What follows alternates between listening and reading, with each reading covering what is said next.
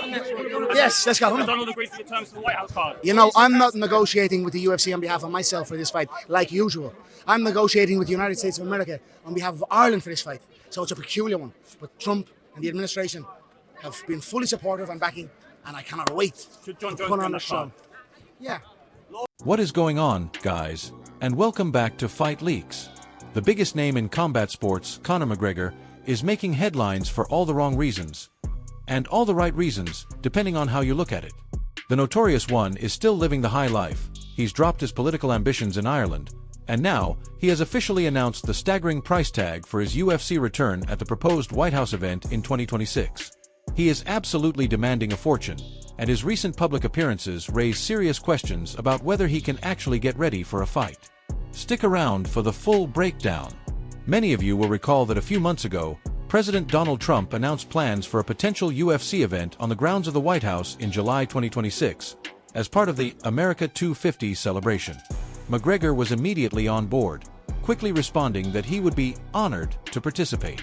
Following that, voice notes were leaked where UFC President Dana White expressed his enthusiasm for the unique venue. If this event moves forward, all signs point to the fight we've been waiting years for.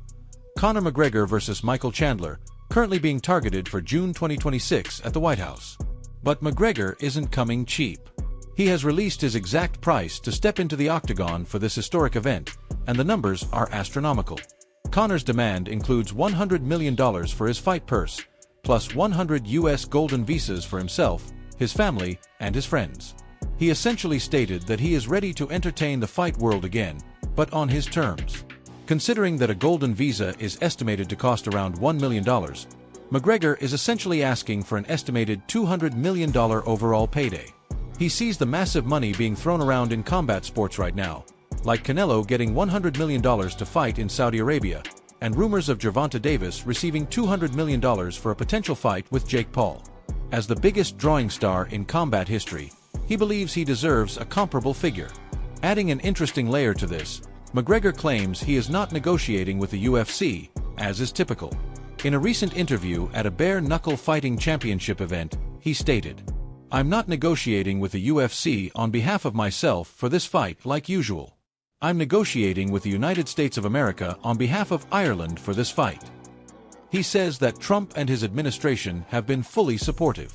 This brings up the strange possibility of whether U.S. taxpayer money could be used for an enormous fight purse, which is something that would surely divide the public. The biggest question surrounding this fight remains: can McGregor actually get sober and dedicate himself to a training camp for 7 months? A $100 million purse is significantly more than the UFC has ever paid a single fighter. And the golden visas are a political decision that Dana White cannot authorize. They would have to come directly from the administration. But the biggest hurdle is Conor himself. He is currently not acting like a fighter preparing for a career-defining comeback. We can hear the strain and slurring in his voice during recent interviews. Fans have also been quick to point out his unhinged behavior at recent BKFC events, referencing his past court admission of cocaine use during the Nikita hit-and-run trial. His antics, while entertaining for content, are far from what you'd expect from a serious athlete. Furthermore, he recently announced his cancellation of a bid for the Irish presidency, which he had been teasing.